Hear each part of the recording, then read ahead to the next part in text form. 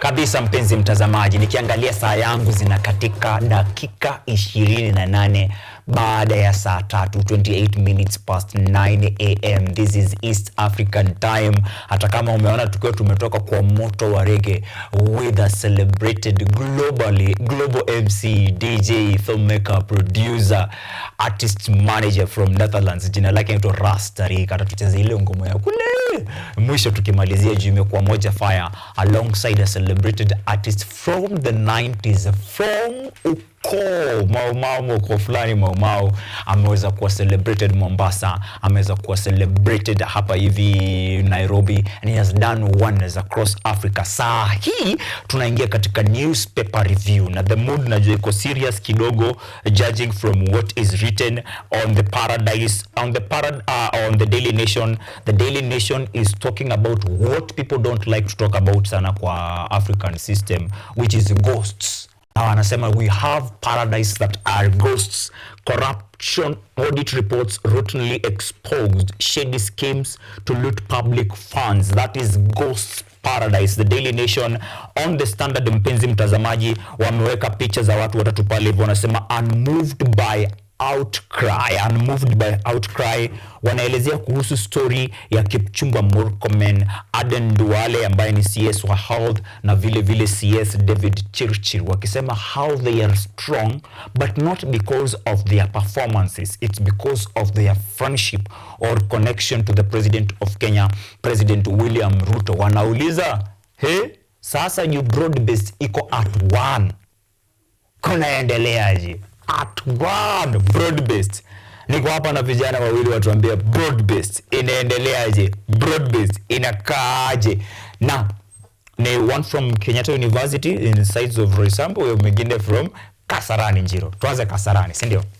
Wasalimie, wacha wakujue, and then nataka uniambie kati ya The Standard, the headline yao ambayo inaongelea kuhusu unmoved. Yes. It's a question of accountability. Yes. And transparency and professionalism. Wameweka picha za watu watatu. And the Daily Nation wanaongea kuhusu ghosts paradise. Bado on the same issue, accountability, transparency. As on this case, they are addressing funds paid to ghost schools, paid to ghost hospitals. Kuna ghost zingine, ghost workers. Yes. Najua nilikuwa nasikia kuhusu ghost workers time ya Sonko. Tusalimie bro. Asante.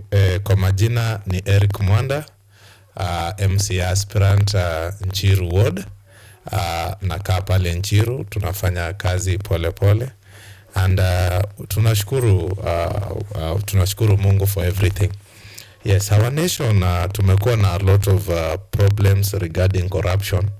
And it is quite unfortunate that in our nation corruption imekuwa na mizizi mizito sana, bwana Mariam. So you realize that this pandemic called corruption is so great and rooted in the lives of individuals, hapa either in the leadership right away from MCA or even to the position of even the president and also the executive.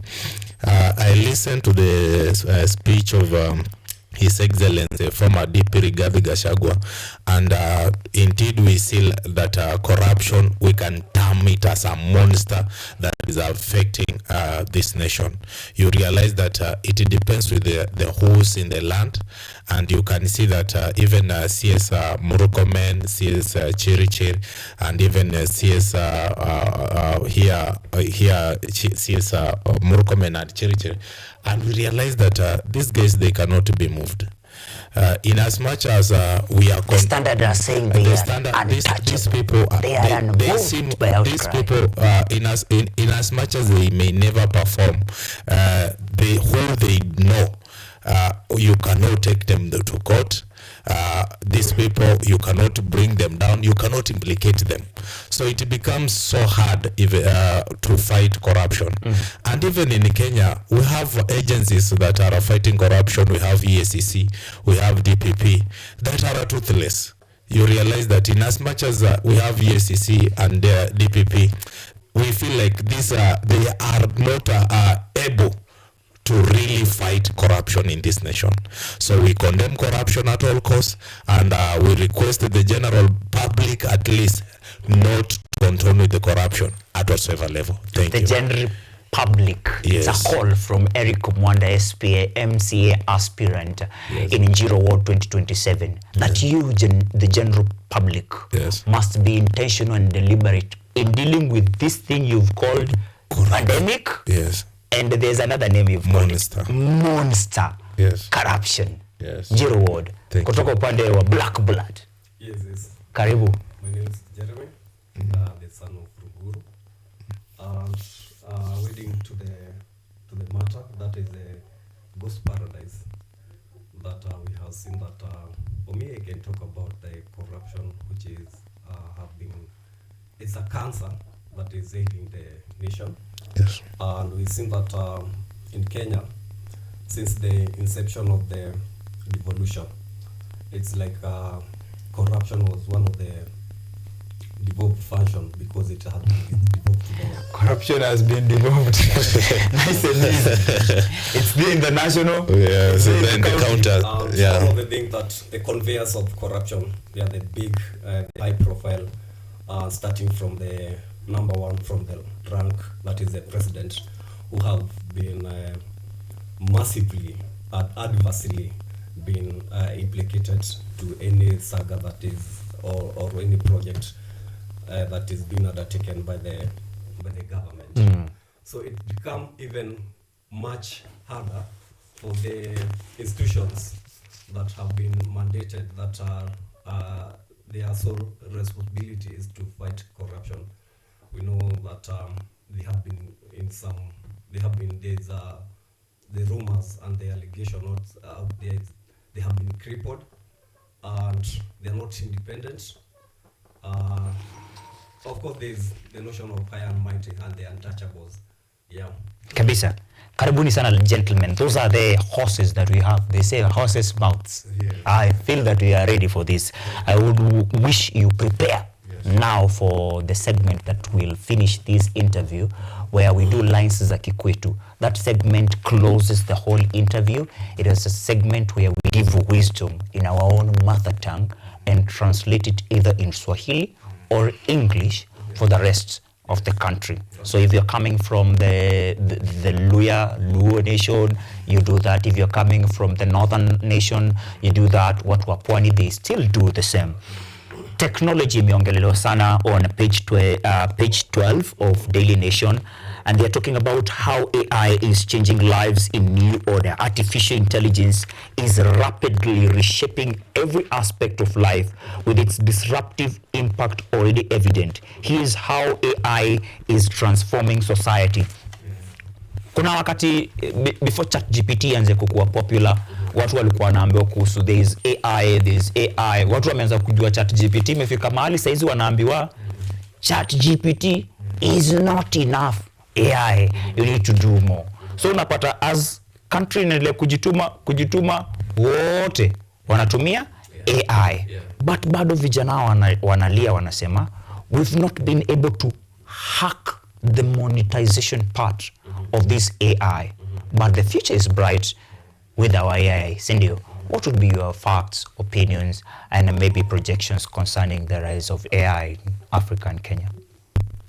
I would say it's a very launched technology which has been infused and customized maybe to integrate everything that I would say what do I call it? Technology? Yeah, it's a good technology if that is to run, to actually sell, and I would say it's an opportunity that people can take up the technology and then try to see how it can conform to how they can be efficient of laying information. We know it's AI, it's everything regarding to research, to customize of everything that you want. You just have to quickly Google and get whatever on at the quickest way on your phone. So for me, I'll embrace and say it's a really good technology. The future looks bright. Yeah. Kabisa. Eric Mwanda. Yes, sir. As a member of county assembly, you will be dealing with the Gen Zs. Gen Z, Yes. 26, Gen Z. You will be dealing with your fellow youths, Yes. helping them in policy formulation, policy making, Yes. and also implementation of these policies. Yes. The AI is rising na imekuwa ikipigwa sana on watu wanasema it's being used na wengine wanasema it's being misused. Yes. Because AI can still be used as a tool of war, Yes. whereby you can have a whole president and put him or her on a coffin. In a coffin. Yes. Kweli in a coffin. Yes. Hiyo vitu inakaje and how should we prepare as a youth generation in dealing with AI? Okay, the world is advancing each day, and technology is making the world to be a village where we can reach information, research every now and then. It becomes so easier. AI is something that we should embrace, even us politically, from the political class, we should embrace AI, because it is something that is making us at least understand some other criteria, even in politics and whatever we are doing regarding even the livelihood and so on. One thing I would request, because most of the people who are now efficient in using AI are our youth. One thing I would request is that we may not misuse it, because to some extent it may encourage laziness and reduce research. To some extent you realize that the moment maybe people are doing a lot of research, but because AI has reduced that, you can get anything on a smartphone. So, and it is I would request that let it encourage innovation and not laziness. And we are as well requesting our youngsters at least to make it monetize, because for me, having a political interest, I have the young at heart, and also we know that maybe to get some resources over the same. So I would request that if there is any way we can monetize whatever we are getting from AI, it will be better, so that our youth, because we cannot employ everybody, no, we cannot lie that we have job opportunities for everybody, but if the youth can use such like innovation to create opportunities where they can get their livelihood, we as well encourage that. Thank you. The youth need to take up these spaces in technology and try to learn how to incorporate this. Ndio wacha kuambiwa wako lazy, waambiwe wako innovative. The Daily Nation wameka mpaka pale hivyo an advertisement of a conference ya energy, into renewable energy for sustainable development. Itafanyika between 17th and 19th September in Olkaria, Naivasha, Nakuru County. It's a very good platform ya kusaidia vijana. Vijana wengine wenye wamekosa usaidizi East Africa are desperate kutoka East Africa. Na hawa vijana wenye naongelea ni wa kutoka Somali. Na wao pia ni tech service. They are in technology everywhere. And the Daily Nation wanasema that human trafficking, the government has admitted it is grappling with rising wave of trafficking syndicates. Probe reveals that Magafe, an umbrella network of traffickers and hostage takers in Sudan and Libya, is exploiting Somalis desperate to leave East Africa. Wanasema Mohammed Abdullahi, who is 19 years, always dreamt of leaving Somalia for Europe, but never knew the best way to get out of East Africa. He grew up watching neighbors depart for Kenya, and only to later hear that they had already made it to Europe. So hawa Somali wanakuja Kenya, wanajua hii ndio gateway ya kwenda Europe. But wanajipata wako Sudan ama Libya, wao ni mateka. World yao ni kukanyakanya tu. Bro, we've talked so much about this technology, and we're now seeing how technology is being used by certain group of people to misuse others and take them hostage. And this is slave trade. This reminds me of the other day I was at a court hearing, and I found a group of young guys who have been, I think, trafficked. Um, I would say it's the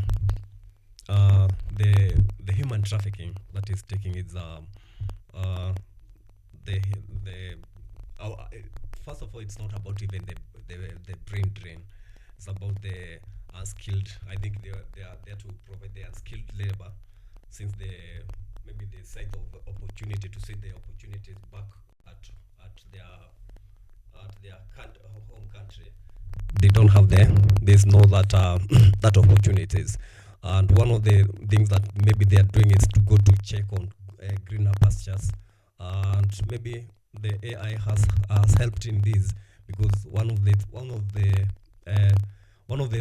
way we have said is about the efficiency of how to transport, and AI has taken it, and yeah, that's it. Yeah, thank you so much.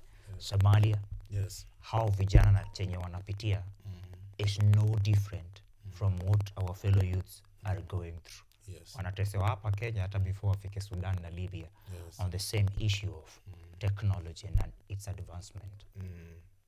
Okay, I'm a politician, and everything that comes to me, I have to take a political direction. Always. Siasa asubuhi, jioni. Jioni. That's what we live. I do politics for a living. Yeah, so the problem that we have in Africa is that people believe that maybe by going outside, they are going to get greener pastures compared to Africa and even in Kenya. To be sincere, it is our leaders who have failed us terribly, so that even our youth cannot get the basic needs in Africa. That so they are rushing outside the nation each day. They are rushing outside the nation each day so that they may get whatever they want to get. We want to blame even these agencies that are here. Some of them are even not licensed. So you realize there is no accountability. An agency is there. It has been in operation for about 3 years. It has taken more than 3,000 youth from here to South Africa, to Saudi Arabia. And you realize when you decide to follow up, they close down, they are not there. My request to us, especially leaders, is to give these agencies accountability and ensure that we protect our citizens. There was a time an American citizen, there was a post in Uganda that an American citizen has been kidnapped in Uganda. By then Trump being the president before now this his second coming as the president, he just went on Twitter and tweeted about their citizen. And it happened that even Ugandan forces, they ensured that they have made sure they have gotten that guy. We have to develop that heart of love of our people.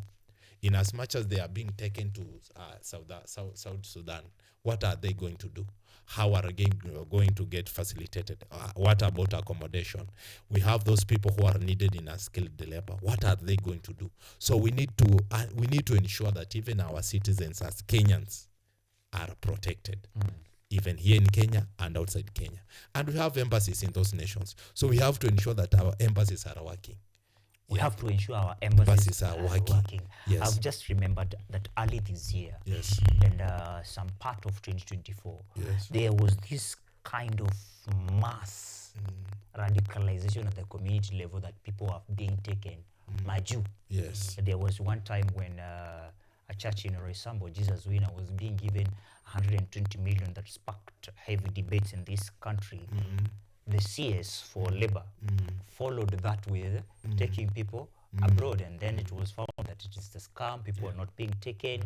Such kind of things are happening even at county levels. Yes. Whereby on page 4 of the Daily Nation, they're talking about mismanagement of tenders, mismanagement of money, procurement, to now asking for e-procurement to happen. And they're talking also about governors who will be convening today. The governors are convening today. because there is an emergency meeting to address the stalemate of a hiring of 7,414 medics and the Treasury's electronic procurement system, which has stalled county budgets. A teacher of English and literature. Yes. You've dealt with such things. I me- remember I was asking you this morning, what's your interest in politics? Because you are always there. And then I meet someone else who leaves politics. And I stop asking you such questions again. Let's go to the counties and address these tenders. Let me weigh my opinions on that. And of course, we have seen over the past 1 month, we've been unfolded to this statement, this crisis about the employment and the hiring and the placement of the county health workers under the universal health coverage. We know there's those who are contracted since the COVID pandemic period, and during that time there was a dire in need of is it technical people who would maybe do the outreach, maybe to be it the nurses, be it those health workers, be it and there was that blanket of is it employment where they did not have to get the requisite maybe accreditation of their certifications, but later it is unfolding that later they have been unfolding that there was hiring of unqualified personnel. Even ghosts. Those are Even ghost they have workers. been termed as the ghost workers. They are hired, but they are not there. The ghost means that it exists in the thin air, and they have been the CS for health has actually given a directive to our head counts and also authentications of their certificates, just to make sure that they don't deal with quacks in the health system, so that there's that efficiency of deliveries of the healthcare. And now the crisis comes when there's those that the government there's a certain capitation that the government out to disburse to the county, so that it can see that those workers who have been certified, they can now be contracted on a pensionable and permanent payment. As they also wait for those who have, we notice that there are some who had some disciplinary cases. There are those who absconded during the scrutiny time, and this is just an expose that has dented this government in a bad light, because there's a lot of lingering questions on how these people were absorbed at the first place into the government. Was it a ploy? Was it a ploy to squander? Was it a conduit to get for corruption, to get the taxpayers' money? There's a lot of that question, and also the question here is the government keeps saying that the function as the people, the governors. We've seen the governors; they are now saying that let the funds follow functions. Let the funds follow functions. follow functions. So we have to see the functions first. Yeah. You know, I'm trying to do this so that I can cut you. We've already Okay. over 3 minutes, and we have less than 5 minutes to ensure that we've finished this, Sure. and also do some lines za kikwetu so that we can hear what you are taught Yeah. by the grandparents or the community. For him, I know he's a son of Jamii, growing in that hardship of Jiro, which he did not tell us about. But I need to hear your sentiments on what the president is saying, that any government official who is not willing to use it can resign. It's the e-procurement to ensure that this pandemic, this monster that we are calling corruption, we have digital tracing. Stamp ilianza hapa, huyu aliingia aka-apply hii tender. Hii tender ilipewa huyu, kulienda aje. Will bring, I feel it will bring more transparency. Yes. But according to the president, according to the CS of Treasury John Mbadi, Yes. the system ni kama haitaki. Ndio maana rais anasema kama hautaki, utoke. What's really happening? Because it's politics and you are there as a politician. Okay. In Kenya, we have a big problem in transparency and accountability, especially for those people in office. And tumekuwa na a lot of bills in parliament at least to push the issue ya interest. What your interest over these tenders and everything. We realize that most people, especially those in office, are influencing tenders to their own people. And we are as well giving tenders to the people who cannot deliver. The president coming with that initiative of e-procurement, to me, I support it fully, because we need to know who is working where and how much is that person being paid. Recently, we realized when 2022, when His Excellency, the governor of Kisii, was elected into office, he realized he have more than 36 drivers, and the county has only 24 vehicles. Now, the question was, how many drivers drive these vehicles? Because it cannot be that drivers are many compared to the vehicles. So we need the way that we can work on transparently, where somebody, today when I was coming here, they were asking, where are you going? They must know from the entrance, where are you going? KU television. And I had to identify myself that I'm going there, I've been invited there. So it's good we know who is working where. And to us, we need Kenya people to be accountable. It's not that Kenya doesn't have resources. It is only that it has been misappropriated for quite a long time. So that is the thing that we need to, that one we support, and we tell that if you are not here in Nairobi County, just to wind up, in Nairobi County, we realize that it has more than 186 ghost workers. These are people that are being paid by Kenyans' money. And we are here saying that people are not funded. Yes. So these are the things we need to kill it. We need to condemn it with the strongest terms possible. Christians, yes, especially from Legio Maria, yes, and UCT, when you say riso, and we are talking as we are talking about yes, how this country needs leaders who are accountable, yes, and how we as Kenyans need to put them as accountable. Yes. The Standard is still talking about how some of them are untouchable and moved by outcry. I will read it one more time. It's the headline of the Standard, yes, and it will close this politics. Yes. Coming back, I will go to Wero because he's a sports person.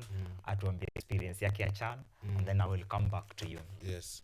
The Standard, unmoved by outcry, they have survived scandals that would have ruined lesser men.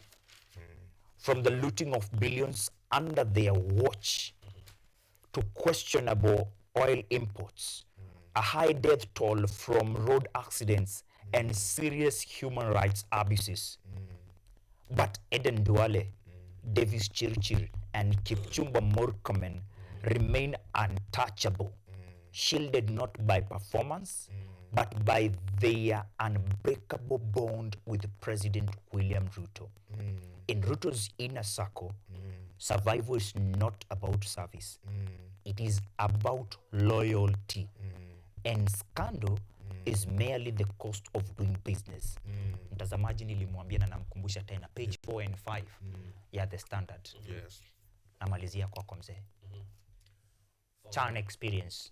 My CHAN experience, I think it's as Team Kenya. As Team Kenya, I think we have seen it has exposed our weaknesses and strength. Although our boys gave a spirited and excellent performance, it's only that it is not go our way as we expected. It's we have to have a loser and a winner. Beside that, I would say the structures being put in place maybe for the future. Maybe we're going to be competing in 2027. So I would say more focus to the structures, more focused more to the players. We have seen how far now we've seen that the incentives that were being given, the millions and everything that were given really motivated the boys. So we would like to encourage the government to invest more in sport. We've seen that it's actually a sector that would go to employ and also curb the huge youth and unemployed we have seen. And kudos to the boys. They've done a good job. Yeah, they did. Lines like kwetu. Some wisdom in your mother tongue and translation. In my mother Please, tongue. 30 seconds. In my mother tongue, what do I have to say in my mother tongue? Which one line? I'm still thinking of one line that I need to. Okay. Yeah. Maybe nitasema. Nitasema. Inasema gaje. The one who do not go far thinks that his or her mother is the one who cooks best. Yeah. Those who are not exposed think their mothers They think, yeah. modo tauma karaka. Yeah. Eric Mwanda. Eric Mwanda, game imechezwa hapo kwenyu. Yes. Hapo kwenyu kila kitu imekuwa hapo hivyo. Hakukuwa na excuse ya ticket nini. Yes. At one time tuliona wakiwa wameingilia fence. Watu wa Kasarani sijui kama Jiro mlikuwa. Tupe experience yako ya CHAN as unamalizia. CHAN has been a great experience in our nation, and we really thank God for our vijana wetu. They really made us proud. Hata kama hatukufika finals, but kupiga Morocco, that thing Ukweli. really made me happy.